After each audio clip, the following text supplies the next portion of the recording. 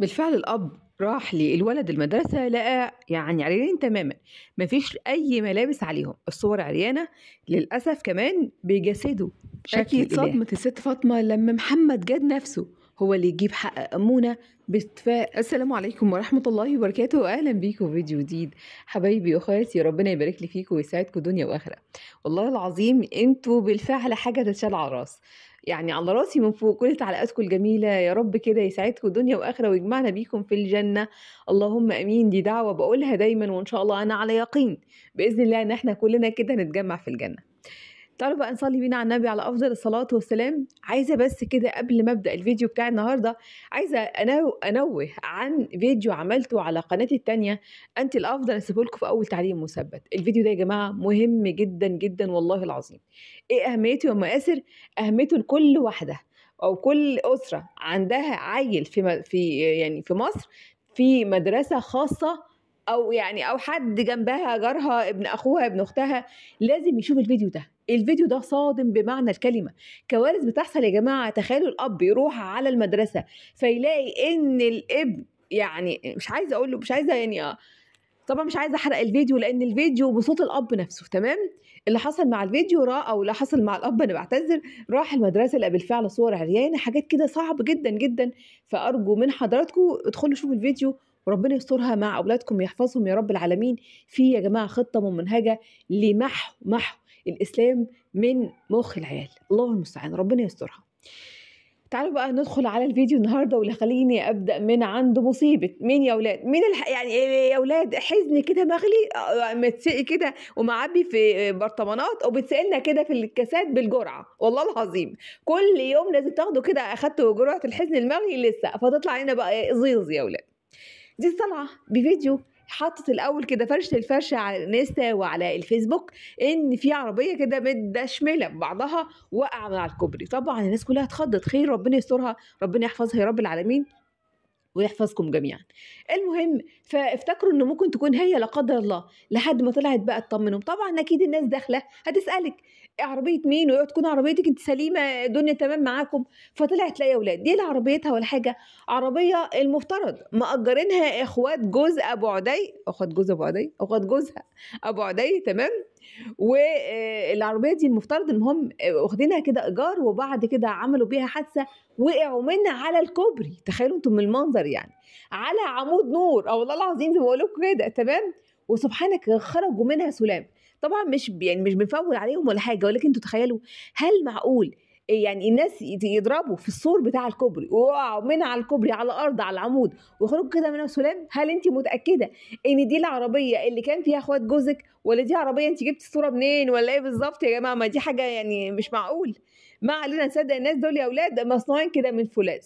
طيب، طالعه بقى تقول لكم ان العربيه دي هم مأجرينها، والمفترض ان الدوله عشان تتصالح مع الحاجات اللي هم بوظوها من سور كسروه وعمود، يعني برضه نفس القصه كسروه، فالدوله عايزه 40,000 جنيه. ده غير صاحب المعرض اللي قال لهم انا ماليش دعوه بالحوار ده، يا اما انا عايز عربيه زيها، يا اما تجيبوا لي القطع الغيار الاصليه للعربيه. في الحوار دخل يا اولاد كده في ملايين. المهم بقى، فبتقول لكم انها حزينه وقلبها مقهور ومش عارفه ليه ربنا بيبتليها، وايه الابتلاء الغبي ده، اعوذ بالله من الشيطان الرجيم. طبعا كلمه كانت حرام اساسا، فطلعت قالت لها معلش انا اسفه يعني بس ابتلاء صعب ان احنا نطيقه وتعبانه ونفسيتي وجعاني او مش عارفه. المهم وانتوا عارفين بقى غزي بقى في حوار النكد، بسم الله ما شاء الله، ما اقول لكمش خزان احزان. فالناس قالوا لها طب انت مالك، يعني ده اخوات جوزك، يعني دي حاجه ما تخصكيش. فقلت لهم يا جماعه انا حزينه بتقطع من الحزن، لدرجه ان اهل جوزها قالوا لها طول الفتره اللي فاتت اللي هي كانت بتنزل فيها فيديوهات يوميه ان هي مش حاسه بيهم ولا باللي هم فيه، فيعني انت عايشه في وادي وهم عايشين في وادي. اللي هو ازاي بس كده يعني؟ تعالي لي كده بس، تعالي كده يعني حتى صرصور ودنك عشان بالظبط كده يعني هخرمهولك. اللي هو ازاي يعني انت عماله تقولي لنا ان ابو عدي قاعد كده متستت في البيت وانت اللي بتصرفي عليه، والراجل لا شغله ولا مشغله، واخواته المفترض شايفينك ان انت شايله الليله كلها، وبيقول لك ان انت عايشه حياتك ايه، منتظرين هم يصرفوا او تصرفي عليهم هم كمان. ناخد كده العيله كلها باكج على بعضها، نبقى نصرف على العيلتين اللي مفترض ان ابوهم يعني المهم الحوارات بتاعته بقى، وكمان ما شاء الله جوزك الجديد، وكمان يعني العيله الكريمه بتاعته كلها. لا والله العظيم ده ايه ده؟ ياه! ده متابعين أكيد والله فاقدين الأهلية والعقلية أي حاجة خالص.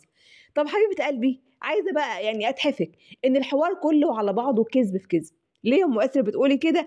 لو افترضت إن الناس دي أساسًا اللي كانوا موجودين في العربية يخصّوكِ أو إخوات جوزِك ونزلوا سبحانك من الكوبري للأرض على عمود ومن غير ما يتجرحوا ولا جرح والدنيا تمام وكل أهاليهم العربية، فالعربية دي المفترض إنها متأجّرة من صاحب معرض. أي صاحب معرض ما بيطلّعش عربية مأجّرة غير لمّا يكون متأمِّن عليها، فلمّا لا قدّر الله يحصل لها حادثة أو أيًا كان، فطبعًا التأمين هو اللي بيتكفّل بتمن العربية مش أي حد تاني.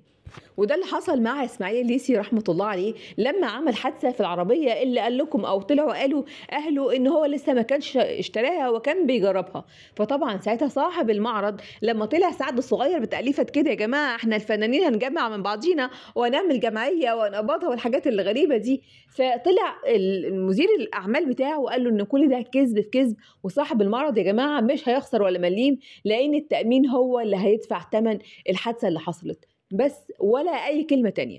طبعًا بتقول لكم أنا مش عارفة إيه اللي بيجرى لي، ده أنا ماشية يعني جنب الحيط ولا ماشية شمال ولا بنأذي حد ولا يعني عمري أبدًا لساني ده يا ولاد ما طلّع العيبة أبدًا على يدنا كلنا هتقولي لنا؟ وفي نفس ذلك اللايف والله، طب اصطبري طيب، اصطبري لمّا يتقفل اللايف عشان نشوف بس لسانِك اللي ما بيطلّعش العيبة، ده لسانِك مبرد. المهم واحدة دخلت قالت لها: "هو أنتِ يا أختي والله العظيم يعني بتقولي لنا إن أنتِ عندِك وطول النهار عمّالة تشحتي يا إما عليكِ يا إما للي جنبِك يا إما جيرانِك يا إما الناس اللي ماشيين في الشارع، ارحمي شوية." فقالت لهم: "لا ده أنا عليّا ديون ومش عليّا ديون و50.000." يا بنت الحرام يا اللي أبوكِ جايبِك من حرام، يا بنت يا اللي إن شاء الله، إن شاء الله ييجي لِك ويحُط عليكِ وأعوذ بالله، أعوذ بالله من صلة لسانِك وزفارة لسانِك اللي عايز قطع من لغلوغه. عرفتِ بقى إن ربنا ليه بيبتليكِ كده ومهما شحتِ ومهما الداعمين ادوكِ فما بيملاش عينِك غير التراب ليه؟ لأن أنتِ للأسف الشديد واحدة ما عندكيش رضا، ما عندكيش أبدًا قناعة، واحدة شحاتة فهتموت وهتعيش شحاتة مهما ربنا اداها، فلسانِك يعني أو صلة لسانِك اللي إحنا شفناها جوّه الفيديو وبتقولي أنا هاقل أدبي وأنا لساني كذا، ما إحنا عارفين من غير ما تقولي ده يعني دي ثبتي عرض الست وهي وأهلها، ففي أكتر من كده إباحة وقلة أدب. طبعًا هي مستغربة ليه المشاهدة عندها واقعة والقصة يعني متدهورة، فبتقول لكم أعمل إعلان ممول والّا يا جماعة أعمل لكم مسابقات وأنتم عارفين بقى الحواديت دي، وإنها حسنت الصورة وكانت بتدّي واحد 2500 عشان يعمل لِك يعني صورة مصغّرة ليه 2500 ليه يا حبيبة قلبي؟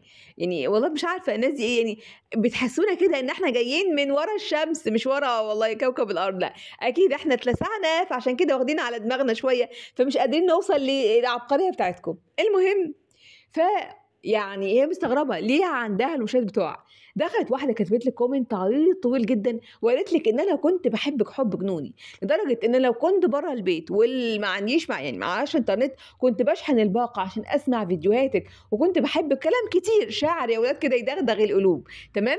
لكن بصراحة أنا فقدت الثقة فيكِ ومصداقيتِك لإن أنتِ طلعتِ واحدة كدابة لمّا عملتِ علينا مسلسل وحوار هندي بقصة عيد ميلادي وطفي الشموع والحاجات اللي كانت بتقطّع القلب دي يا ولاد تمام، وفي الآخر طلعتِ بكل جبروت وبجاحة قُلتِ إن جوزِك بالفعل كان معاكِ وكان عايش معاكِ والدنيا زي الفل لمّا الناس قفشت وفقست القصة بتاعتِك، فإحنا إزاي نصدقِك ده اللي بالفعل بيحس متابعينِك، فطلعت تقول لها بكل وقاحة وأنا برّه لِك ليه يا حبيبة قلبي، طب ما أنتِ عايزة إيه؟ واحدة حياتها كلها كذب وشحاتة وتسوّل وغلط في المتابعين وسَب عرضهم وحاجات وقذف محصنات يعني عايزة ربنا يكرمها وناس تحبها بالعافية. المهم تعالوا بقى نروح للايفات ياسمين وهدى. عايزة أقول لكم والله العظيم لو أنتم يعني عايزين حد يوقّعكم أو بتعملوا عشان توقّعوا نفسكم، مش هتعملوا أقل من اللي أنتم بتعملوه في اللايفات. اللايفات دي بالفعل تُقع من على وشوشكم بالفعل الأقنعة اللي أنتم بتلبسوها في الفيديوهات، الطيبة بقى والمسكنة والبنت بقى اللي دمها خفيف اللي بتحب دايمًا تهزر فرفوشة ونعنوشة، لكن الحقيقة بتبان في كمية الغِل يعني واللا تربية واللا أخلاقيات اللي إحنا بنشوفها في لايفاتكم. أنا هابدأ كده معلش سامحوني من النُص التاني من اللايف اللي عملته ياسمين على قناة ضاني تمام، بعد كده هنرجع لنُص اللايف الأولاني. طبعًا دخلت واحدة تسألها جوز حضرتِك حبيبة قلبي بيشتغل إيه؟ المفترض إن ده مش يعني انا بعتذر والله، مش سؤال قبيح ولا في اي تلميح لقله ادب ولا حاجه. المفترض ده سؤال عادي. واحده عارضه حياتها 24 ساعه على السوشيال ميديا، عارفين يعني حضراتهم والله بيبقى امتى يعني معذورين وامتى بيصلوا، ودخلنا كده لغاليخهم وراحمهم وحاجاتهم واحتاجهم. فهل ده سؤال سبحانك اللي هم بيعتبروه عيب؟ ايه ده؟ انت ازاي تسالي واحده ست جوزها بيشتغل ايه؟ لا سلام والله العظيم. يعني هو عادي ان احنا ما نعرفش جوزك بيشتغل ايه، لكن نعرف ان جوزك كان مربوط وازاي فكيناه، وسبحانك يا رب في نفس الفيديوهات اللي احنا كنا بنطلع نقول معمول لنا عمل على ورك نمله والحاجات الغريبه دي. يعني اتربط ده اتحل وحاجات كده قله ادب، حملتي يعني. بص والله العظيم ناس ما عندهاش بربع جنيه حياه. المهم بقى يعني ياسمين اخذت كده سؤال على صدرها يا ولاد، وحست كده بالحزق والطلقه جالها في نفس الوقت. وانتي مالك وتسالين ليه؟ انتي مال اخشاشك؟ جوزي بيشتغل ايه وما بيشتغلش ايه؟ انا بحبه كده، انا ما بحبش الراجل الشغال، انا ما عايزاه كده يا ولاد. انا بعشق الراجل اللي عواطلي، انا مش عايزاه يشتغل. انا قلت له يا ضني لو اشتغلت فانا من طريق وانت من شريك. ايوه يا ضني انا لا اقول لكم ايه تاني حاجه. اللي يخش بقى يقول لي جوزك عاق يا مرات العاق يا اللي بتحبوا العقوق. ايه يا ولاد احنا بنحب كل حاجه وحشه، عارفين من غير ما تقولي والله. تمام. وعلى فكره عايزه بقى اريحكم عشان تتبطوا ان ضاي نفسه ما بيسمعش اي حاجه من اللي انتوا بتقولوها، ما بيفتحش اليوتيوب من اساسه. ويوم ما اطلع اقول له ان فلانه بتقول عليك ولا حد بيحفل عليك ولا فبيقول لي هم مالهم؟ ما تسمعي لهمش يا ياسمين. انا هدخل في قبري لوحدي وهتحاسب لوحدي ومحدش ليه دعوه بيا، انا كذا. يا على الشيخ التقي الورع بسم الله ما شاء الله، اللي حتى الجمعه بلسانك انت ما بيصليهاش، اللي سبحان استغفرك يا رب واتوب اليك. نقول ايه ولا نعيد ايه؟ الله المستعان. المهم الست بقى فاطمه تحسوا كده يا ولاد بعد ما كانت ماسكه بتقول قلبي معدتي حاجه طابقه على نفسي، اسكتي يا سعاد مش قادره اتنفس. سعاد فكرتني والله بالممثل حسن مصطفى لما كان في تقريبا كده مسرحيه عيال كبرت ويقول قلبي قلبي قلبي، والكل عارف ان هو بيمثل ومحدش عبره. وطبعا ده مشكوره اخت جميله في التعليقات قالت لي يا ام آسر اللي بتعمله بطاطا واللي برد فعل ياسمين وهدى هو عباره عن مسلسل. هم عارفين انها بتحب تتصعبن، والصعوبات اللي بتعملها في اللايفات عشان الداعمين بقى، وانتوا عارفين بقى يعني القلوب اللي بتقدرش تتحمل وتراني اتأثرت من يعني تعب وشقة ست فاطمة، فيدخلوا بقى عايزة تلاجة يا حاجة ابشري، عايزة غسالة يا حاجة ابشري، وانتوا عارفين. المهم فلقيتها بعد ما كانت ماسكه يا ولاد كده صدرها وتقول حاجه تقيله ومش قادره، فجاه سبحانك والله العظيم لقيتها يا ولاد بقى صحتها زي المم، وبتقول لكم انتوا مالكم مالضانيا، يشتغل ما يشتغلش هو حر يا جماعه. المهم هو وهي تحبوا بعض يا روحي، هياكلوا حب يتعشوا حب ويناموا حب. المهم يا ولاد انتوا مالكم حاجه والله، ايش اخشاشكم يا ولاد؟ ايه ده؟ است فاطمه ده يا ولاد، هي المبادئ عندكم كده بتتجزأ وتباع في اكياس يا حاجه؟ مش ده برضه ضني اللي احنا طلعنا عليه فيديوهات وقعدنا كده يعني على نفس الركنه تقريبا؟ لا هي كانت في اوضه النوم ساعتها، ما علينا. وقلتي كده ان راجل عواطلي وبتصرف عليه الستات، ويعني ده واحد ديله نجس وما عندهاش عليه اي رجوله ولا احترام، وبنتي كانت بتصرف عليه يلي كذا يلي كذا، مسكناه كده يعني غسلناه وكوناه ورجعنا تاني نشرناه. مش هو ده نفس ذاتك الشخص يا حاجه؟ ولا ايه اللي اتغير فيه؟ ما هو نفس شل الشخص العواطلي اللي بنتك بتصرف عليه اللي ولا دلوقتي حلو بقى عليه كده يعني سكر يا ولادها عشان بقى عاقل امه وبسم الله ما شاء الله كده شرشوبه تحت رجليك انت وعيالك. وعلى العموم يا ستي يا يسوع يا حبيبه قلبي بلاش تحزقي كده وتقولي للعيال انا او البنات اللي معاكي في اللايف انا يعني هغبى عليكم بقى واطلع لكم لساني والحاجات اللي احنا يعني عارفينها كويس جدا ان انت بتعمليها في الطبيعي. لكن خلاص يا جماعه ضني انتوا عارفين بيكبر عيله اولاده كده عارفه والله ده كان مربوط وحالته حاله لولا الحقن المجاري والحاجات والمحتاجات، فحتى ده فشل فيها. شفتوا بقى انتوا بتخششونا في مواضيعكم الحرجه والحساسه ازاي، يعني ناس قبيحه. المهم نرجع معلش بقى، انا اخدكم كده ونرجع لاول لايف. انا عارفه ان انا مش هتطاقوا معايا بس معلش استحملوني. نرجع بقى لاول لايف. ايه يا جماعه ده والله العظيم؟ عارفين يا جماعه الكوبليه اللي انا سمعته ده والله خلاص الحقوق بالفعل لله تعالى.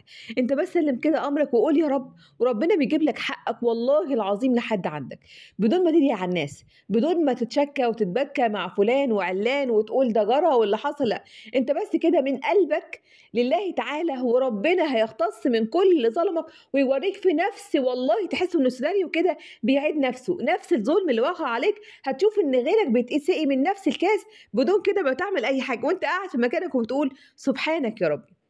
لقيت ان محمد جاد داخل بقى على الست فاطمه، والمفترض ان الست بقى لها يعني لايفين وهي بتتشكى وتتبكى يعني وست ياسمين قالت لكم دي بتحتضر يا اولاد، بتطلع كده في الانفاس الاخيره. فداخل بقى بجبروته بقى وقال لي ادي عليكم وهعمل واسوي واشتم وايه يا حاج في ايه؟ ازاي وازاي ست بطاطا تقول له بعد 10 دقايق ولا ما اعرفش الساعه 6 هننزل لك الاكل ولا نطلع لك الاكل تمام؟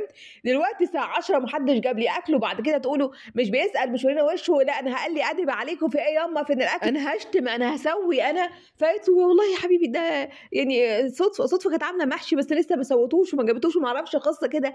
المهم مش هندخل بقى في حاجات صدفه دلوقتي. فلا لا ما يخصنيش الحاجات دي ماليش دعوه فين الاكل. وكأن يعني عندهم الفهم بسم الله ما شاء الله. والست فاطمه تطلع تقول لك انا ولادي حواليا والحمد لله انا بعمل واسوي، وانا حتى لو انت بالفعل انا ما بقللش ابدا من انت بتعمليه مع اولادك وعيالك ساحلينك حرفيا ومش مقدرين انت بتعمليه عشانهم، ولا يفرق معاهم تتعبي تروحي تيجي تعملي عمليه ركبك ايا كان.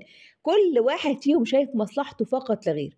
ولكن سبحانك ما فيش تربيه من الاول، ما ربيتش ابني ده على ان في احترام ما بيني انا وهو، في لغه يكلمني بيها، ما ينفعش ابدا يعلي صوته عليا. لكن للاسف احنا بنشوف ان هو هيقل ادبه عليكي تمام. فده من قله التربيه. ولكن لما دايما تحبي تطلعي يا ست بطاطا وانت بقى الام الحنونه لاولادك كلهم الحمد لله حواليكي وده عوض ربنا، عشان بس تكيدي وتحرقي قلب ست امونه وتوريها قد ايه ان ولادك اللهم بارك بارين بيكي، وانت عشان ست وحشه وست حقوده وست كلام يعني كتير وحراميه. والمهم زي ما انتوا كده يعني نعتوها وطلعتوا عليها باسوا يعني اتهامات.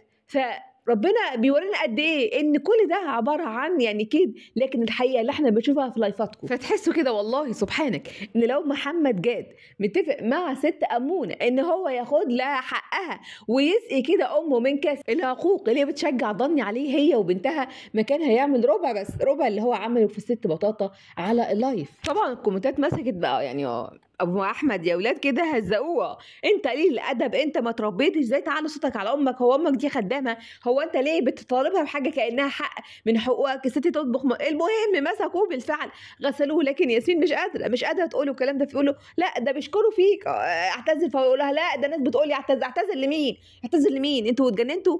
يصحى الام واللي جابوها واللي خلفوها لكن يقول لها انا اسف ازاي؟ المهم الدنيا سخنت بقى بين الست بطاطا وبين يعني ابنها. فيقول لها ابقى قابليني، سالت في خلقتك ابقى قابليني لو رقم جه رن على رقمك تقول له وانا كمان شوف بقى مين فينا ايه اللي هيتنازل. ايه ده يا ست بطاطا ايه ده؟ مش انت اللي كنت بتطلعي تقولي المفترض يعني ده مش صح تمام. ولكن تلقيح برضو على ست امونه ان يا جماعه المفترض الست او الام هي اللي تروح وتحنن قلب ابنها عليها، المفترض ان الام هي اللي تعمل وتسوي، الام وخليتي كل القصه ان ست امونه هي اللي ظالمه وجحده، اما ابنها لا ام بوسيب يا ولاد. يعني ده كفو زينة الشباب دلوقتي بتقولي لابنك مش هتصل بيك واوعى تكلمني واوعى. لا وبقى يعني مش تخيلوا بقى والله العظيم الحاجه اللي ترقط ياسمين بتقول لمحمد ده واحده بتقول لك انت كده يا محمد دخلت في العقوق، فبضحكه يعني كلها سذاجه وتخلف عقلي، هما الاثنين بيضحكوا وكانهم ما يعرفوش اي حاجه عن الدين. لا بسم الله ما شاء الله. لكن لما بقى يبداوا يشرحوا لكم ليه ضن يعاقب امه فيطلع لك 100,000 سبب وان ربنا قال. طب يعني هذا دين جديد يا جماعه، حد يقول لنا والله. فست بطاطا بقى مش عارفه يعني تدافع عن نفسها قدام هجوم الشرس من محمد ابنها وعمال يزعق وما تكلمنيش ومش هيجي. المهم كلام كتير فتقول له لا انت عارف لو ابو طارق دلوقتي كان زعق لك وقال لك ازاي يا ابن، انا اسفه جدا طبعا لفظ ما ينفعش ان احنا نقوله يا كذا يا كلب تمام، لا يعني الكلب دي كانت بالنسبه لللفظ الاولاني بسيطه جدا تمام. كان قال لك ازاي تزعق كده لمراتي وكان اخد حقي منك فقال لها هو غار وريحنا دنيا واخره. لا ما شاء الله انها عائله محترمه بالفعل يا اولاد. والموقف بقى اللي عملته بطاطا والله العظيم فكرني يا جماعه بنكته كده سمعتها. اول ما مراتك تدخل عليك وهي متعصبه ومتنرفزه والشرار والنار بيطقوا كده من عينيها، ازاي تمتص يعني غضبها؟ هي كلمه واحده بس وهي جايه لك كده من بعيد فتروح كده باصص في عينيها وتقول لها ايه ده يا حبيبتي انت خسيتي ازاي؟ هتنسى اصل هي كانت داخله عليك عشان تقطعك ليه في اكياس، مش هتفتكر اي حاجه خالص. ده نفس الاسلوب اللي اتبعته ست بطاطا في عند محمد، ايه في نص ما هو بيزعق يعني وعمال يكسر ويدغدغ في الدنيا، فقالت له بس لا يا محمد انت خسيت بسم الله ما شاء الله عليك، قول للناس انت خسيت ازاي. فالراجل نسي كل حاجه كان بيعملها وفضل بقى يشرح لنا يعني هو خس والكرش راح فين والدنيا ساحت منين. لا ومحمد بس يعني فضح ست بطاطا والعلاقه الجميله والبر المدلدق كده منهم، لا ده فضح برضه صدوف اللي لسه الست بطاطا كانت بتقول لكم في الفيديو او لايف تقريبا ان الصدفه دي ما اقول لكمش ولد على الحنيه وعلى الانسانيه، لا يا اولاد لا، دي هي اللي كانت بتشيل ولاد سعاد، دي هي اللي كانت بتحمي وتشطف هدى وياسمين، دي هي اللي كانت بتوديني وبتجيبني عند دكتور. صدفه يا حاجه؟ انت متاكده يا حاجه بالله؟ شكل الحموضه دخلت على المخ يا حاجه في ايه؟ تقول لكم لا صدفه. وناس بقى تخش لك في الكومنتات تقول لك صدفه دي حنينه قوي قوي قوي على اخواتها، وخصوصا محمد الشق يا ولاد التوأم بتاعها. لا لا يا ده انا بحبك يا صدفه عشان من كتر حنيتك على يعني اخواتك وامك. فين والله العظيم نفسي اشوفها مين الحنيه او والله الحنيه عشان اخدها كده بالاحضان.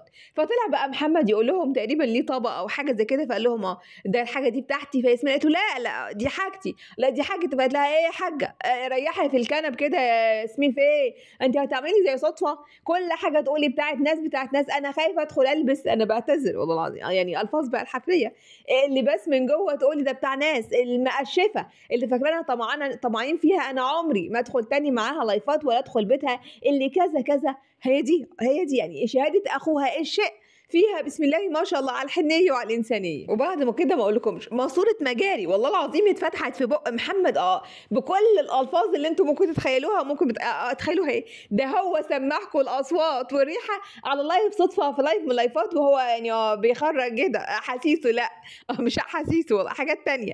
فده بقى كان عملي يا ولاد. وبدات ست فاطمه بقى في فقره كتاب حياتي عين بدات تتكلم بقى على قد ايه ان ابو صدفه ومحمد كان بيضربها وبيعذبها، وهي حامل ما كانش بيراعي ابدا اي حاجه وشافت منه عذاب وانها يعني شايله في قلبها. طب راجل مات يا حاجه يعني ربنا ما يبقاش بالطوبه اللي تحت دماغه خلاص ده يعني انتهى. تقول له لا لا انا اللي كل اللي كان حاسس في نفسي ان انا ما كنتش برد عليه الضرب او ما كانتش بتعرف تاخد حقها. فمحمد رد عليها وقال لها طب انت كنتي واحده هلفوته ولا حاجه زي كده نفس المعنى اللي هو يعني ما حدش بيقدر يعمل لك اي اعتبار. طب نحن نعمل ايه؟ طب وحنفي بقى ابو بقى ياسمين وهدى. فقلت لا لا هو اي نعم كان عصبي كان ما اعرفش ايه بس كان حنين قد ايه.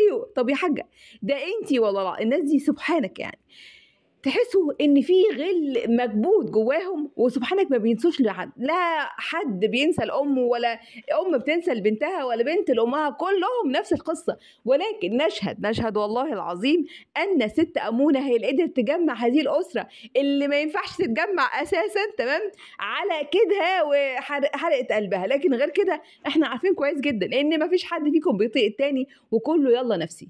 المهم بدأت بقى تحكي وتتحكى فلقينا ان محمد بدل ما يواسي امه اللي ياسمين بتقوله انها جواها كلام كتير عايزه حد يسمعها. طب انت حبيبه قلبي ايه شغلانتك انت وهدى قاعدين 24 ساعه على حساب الست دي واكلين شاربين نايمين وكأن الام دي ما فيش يعني ما بنعتبرش او ما عندناش اي اهميه من صحتها من اي حاجه نفسيتها. طب ما تسمعيها. فقالت له لا اسمعها انت يا محمد. فمحمد بقى بدل ما يسمع امه وواسيها لا بدا ان هو يرقص لها والله على 1.5 في استهزاء لمشاعرها اللي مكبوته بقى لها يجي 20 يجي 30 ولا كام و30 سنه. نسكت على كده؟ لا ده قله رباية بقى في اللي جاي لسه والله جاي تاني. انا عارفه ان ده كتير عليكم وان احنا ما شفناش اباحه اكتر من كده بس هم دول يعني هذه او هؤلاء يعني اولاد الحفريه.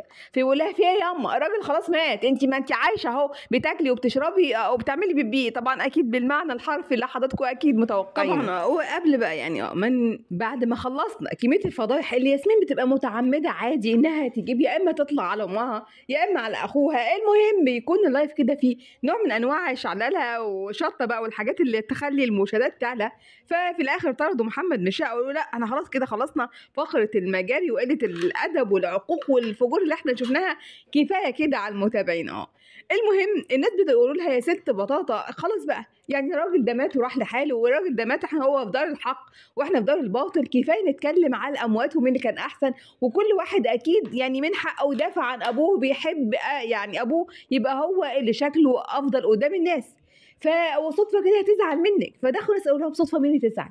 هي مش الصدفه دي بتعمل نفس اللي بتعمله الست بطاطا مع اولادها بتعمله مع لافا. مسكت حسن وطلعته انه اسوأ اب وما يسالش على بنته ويعني او اب بخيل ويجيب لها الحاجات من السوق ومن العتبه ومن تحت بير السن، وخلت بنتها تقول لكريم يا بابا، واول حاجه تذكرها بابا كريم فين. المهم نفس اللي بتعمله ست فاطمه بالملي تيبيكال يا اولاد كده بتعمله صدفه مع اولادها الاثنين او الثلاثه، وبعد كده تطلع تشتكى وتتباكى وتقول لكم امي ظالمه وجحده وكانت بتعمل لنا وبتسوي فينا، فكلكم بتعيدوا نفس السيناريو. لدرجه ان ست بطاطا قالت في مره من المرات ان ابوها ابو صدوف كان عايز يبيعها تقريبا لواحد سعودي او في السعوديه ب 10000 جنيه عادي جدا. والمهم فاحنا على طول نخبط في الحلل. القصه بقى ان كل الكلام اللي انت قلتيه يا فاطمه، والله يا حاجه فاطمه يا جميله انت يا سكره، قبل كده نكرتيه كله وقلتي او يا الصدفه اكدت ان قبل ما يموت ابو طارق فهو كان مطلقك، رجعك تقريبا كده وهو في الساعات الاخيره من الغرغره، المشاكل كانت لحد يعني ركب، الدنيا كانت سواد، فما كانش احسن حاجه. ولكن ايه الهدف ان انا لازم اطلع اسوق صوره راجل مات والتاني برضو مات بس لازم كده يعني احط عليه سكر عشان نتودد لياسمين مثلا وهدى؟ فيعني تحسوا والله ان الناس دي مش طبيعيه ابدا، قلوبها كده مش صافيه لبعضيها، جواهم يعني حقد وغل كده غير طبيعي. وياسمين بقى تقول لي ست فاطمه قولي يا ماما، قولي يا ماما انا كنت يعني متقطعه متمزعه وبعيط من معاميع ومصاميص قلبي ليه من شويه يا ماما، انتوا مش باين عليا عينيا يا اولاد، بصوا كده في عينيا، بصي قربوا شويه بصوا في عينيا، مش باين عليها قد ايه انا كنت معيطه وبذرف الدموع بشكل غير طبيعي يا اولاد؟ قولي لهم يا ماما. فتقول لها خلاص بقى ياسمين، خلاص ما احنا حايلناكي وصلحناكي خلاص، والله ما حدش قدر يحتويها يا اولاد ويلم يعني مصاميصها كده اللي كانت متشحتره ومتنطوره الا سيداني هو اللي عارف كده يلم الحاجات المتبعزقه. بالله عليكم بقى حطوا لي لايكات، الله يبارك لكم، والله انا كنت معيطه من شويه، حطوا لي لايكات يا اولاد. ايه ده؟ بنشحت اللايكات كاننا قاعدين على باب السيده، وتحس ان البقين دول اكلوا بالفعل مع الداعمين وبداوا بقى ينزلوا الاستيكرات ما اقولكمش. لكن في الاول وفي الاخر يا محمد مالكش حق، انت لازم تطلب من امك اكل، واخواتك مين؟ اخواتك مستنيين امك عشان تعمل اي اكل، يعني يا دوبك كده يشموا ريحه يعني عزكم الله زي كده يقوموا جاريين بسرعه عشان ينهشوا، وكل واحده كده تنتش نايبها وتطلع على جوزها تاكله وتشربه، لكن هم يقوموا من مكانهم لا امبوسيبل يا اولاد. هو ده بتقول لكم انا شرط على ياسمين من قبل اللايف ان انا مش هقوم من على الكنبه ابدا، ما حدش يقومني. هم دول اصحاب المحتويات اللي بسم الله مش بيبهروكوا كده بالانجاز العلمي اللي بيصنعوه في قناتهم، وبعد كده يطلعوا يقولوا لك على قناه الانتقاد انهم ستات مش محترمين بيطلعوا على قفانا وعلى محتوانا وعلى سيرتنا، لا حول ولا قوه الا بالله. انتوا للاسف اسوأ نموذج ممكن يتقدم على الست المسلمه المصريه، بتطلعوا بكل ما يخالف الدين والشرع على انه هو ده الحق وهنا ده يا جماعه وغيره هو الباطل واعملوا زينا، وللاسف انتوا ناسين ان المحتوى ده مش بيخصكم انتوا بس، ده تجارتكم اللي غير للاسف رابحه، لان ربح ابدا عمره ما اغتنم بس بالفلوس، الربح هو تجاره مع الله تعالى خاسره مليون في الميه. لما اطلع اقدم كل شيء لا يرضي الله تعالى وابصم بالمية من وجهه نظركم انتوا ان ده الحق، فشوفوا واحده كم واحده بتتبعكم، كم واحده هتعمل زيكم، كم واحد هيقل ادبه على الام ويطلع بالعقوق اللي احنا شفناه والفجر اللي احنا شفناه جوه اللايف. للاسف الناس اللي بتعيش على الفضايح وعلى يعني وعورات بيوتهم هو انتم يا فندم، فلحد امتى مش عارفه بصراحه، ولكن صدقوني والله عشان كده رغم ان انتوا بتجمعوا وخصوصا ياسمين بتجمعي اللهم بارك فلوس لا حصر لها اخر الشهر عشان تقببي كده سيدانيا عشان يفضل كده يا اولاد بالظبط كده زي ما شفتيه مشفوط، لكن هل ده بيحسسك بالراحه ولا راحه البال ولا السعاده؟ مستحيل، اقسم لكم بالله يا جماعه مستحيل، متاكده مليون مية، لان ده وعد ربنا للي بالفعل ربنا قال عليهم في القرآن الكريم إن لكم معيشة ضنكا، اللي هم بالفعل عاشوا في الضلال وأعرضوا عن الحق وللأسف الشديد، ويعني كان همهم الأول والأخير هو الدنيا فقط لا غير. لله الأمر من قبل ومن بعد، بحبكم في الله، نتقابل على خير فيديو جديد، والسلام عليكم ورحمة الله وبركاته.